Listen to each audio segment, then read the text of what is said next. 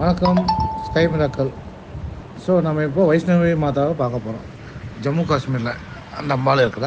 So அதை பார்த்திங்கன்னா நம்ம அந்த 14.5 கிலோமீட்டர் யாத்திரை எப்படி போகிறது அதை பற்றி டீட்டெயில் பார்ப்போம். இப்போ வைஷ்ணவி மாதாவை நம்ம பார்க்கணுன்னா ரொம்ப சிம்பிள் தான், ரொம்ப கஷ்டம் இல்லை. டெல்லி வந்துட்டு டெல்லியிலேருந்து ஜம்மு காஷ்மீர்லேருந்து வைஷ்ணவி தேவி ரயில்வே ஸ்டேஷன் பேரும் அதுதான்.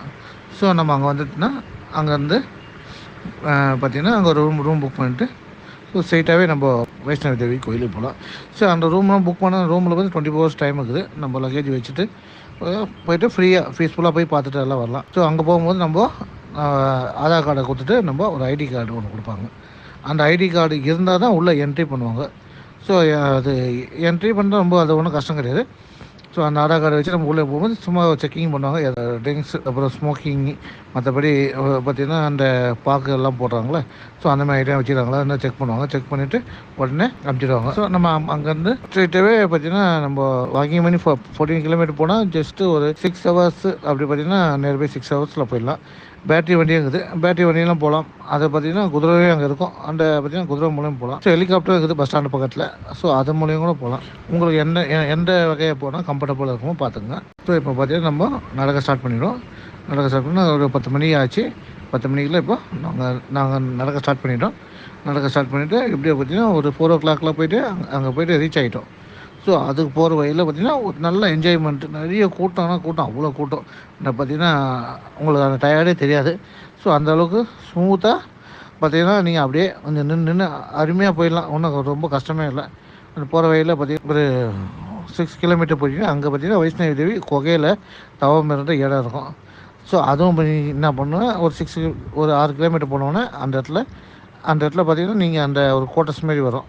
அந்த இடத்துல இறங்கி அதை பார்த்திங்கன்னா ஒரு குடோன் இருக்கும். அந்த குடோனுக்கு அது உள்ளே போயிட்டு ஒரு ஆள் தான் போகிற அளவுக்கு வழி இருக்கும்.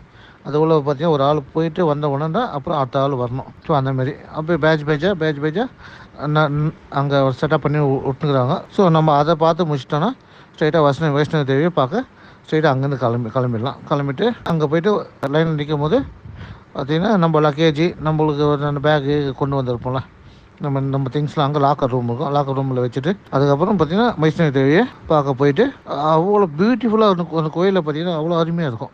உள்ளே போயிட்டு அந்த அம்பாவில் பார்த்திங்கன்னா ஒரு குகை உள்ள 3 லிங்க வடிவில் அந்த அம்பாவில் இருப்பா சுயம்பா. கோயிலுக்கிட்ட வந்தாச்சு. இந்த அம்பாவை பற்றி ஹிஸ்ட்ரி என்னென்னா, முன்னொரு காலத்தில் பார்வதி, லக்ஷ்மி, சரஸ்வதி இவங்க மூணு பேரும் மக்களுக்கு நல்லது செய்யலாம் எப்படின்ட்டு யோசனை பண்ண ஓமகுண்டம் ஒன்று நடத்துனாங்க. அந்த ஓமகுண்டத்தில் வந்த வைஷ்ணவி தேவி. இந்த அம்பாள் சிறு வயதிலே பார்த்திங்கன்னா தியானம் ரொம்ப ஈடுபாடாக இருந்தாங்க.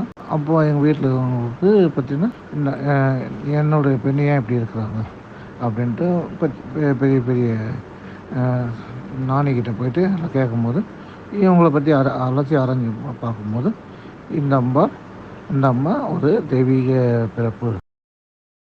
அப்போ என்ன சொல்கிறாங்க, இவங்க அவங்களோட வழியை விட்டுருவாங்க, இவங்க பார்த்தீங்கன்னா இவங்களோட லைஃப் நல்லாயிருக்கும் அப்படின்னு சொல்லிட்டாங்க. ஆனால் இந்த வைஷ்ணவி மாதா பார்த்திங்கன்னா தவம் இருக்கும்போது அப்போது நம்ம ராமபிரானை பார்த்தது. ராமபிரானை பார்த்து இவர் விஷ்ணுவோட மறு உருவம் அப்படின்ட்டு இவர் தெரிஞ்சிச்சு.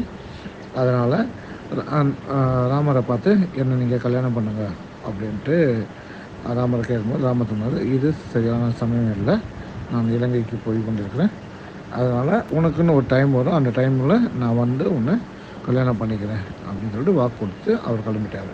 ஸோ ராமபிரானை வந்து அதுக்கப்புறம் அவங்க மீட் பண்ணிவிட்டு கல்யாணம் பண்ணிவிட்டு அதுக்கப்புறம் அவங்களோட அந்த பூர்வ ஜென்ம இது அவங்க பலனை கண்டவுடனே அதுக்கப்புறம் அங்கேயே இருந்து மக்களுக்கு நல்ல ஆட்சியை கொடுத்து பார்த்திங்கன்னா அங்கே நீங்கள் போயிட்டு வந்தால் கூட சரி, அவ்வளோ ஒரு மனசுக்கு நிம்மதியாக இருக்கும். அது இல்லாமல் உங்களுக்கு ஒரு சேஞ்சை கண்டிப்பாக கிடைக்கும். ஆனால் அது மட்டும் பார்த்திங்கன்னா 3 பார்வதி, லட்சுமி, சரஸ்வதி 3 சேர்ந்த மாதிரி அந்த அம்பாவை பார்த்திங்கன்னா காட்சி அவ்வளோ அருமையாக இருக்கும். இந்த வீடியோ பார்த்திங்கன்னா நான் இது எப்போயோ பண்ணிட்டேன்.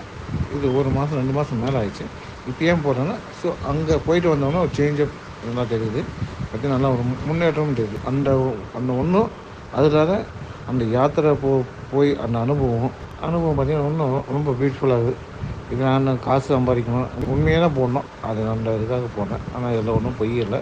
ஸோ எனக்கு தெரியாமல் எதனா தவறு இருந்தாலும் ஸோ எனக்கு கமெண்டில் சொல்லுங்கள். தேங்க்யூ ஃபார் வாட்சிங் ஸ்கை மிராக்கிள்.